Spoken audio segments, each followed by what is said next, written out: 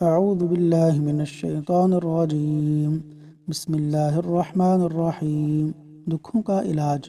سیدہ اسماء بنت امیس رضی اللہ عنہا بیان کرتی ہیں کہ رسول اللہ صلی اللہ علیہ وسلم نے مجھے فرمایا، کیا میں تمہیں ایسے کلمات نہ سکھا دوں جو تم پریشانی کی صورت میں پڑھا کرو؟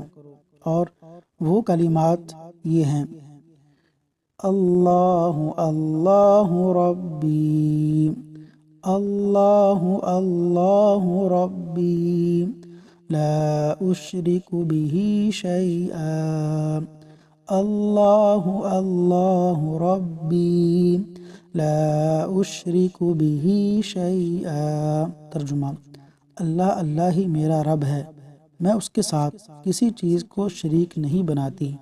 سنن ابو داود، حدیث نمبر 1525۔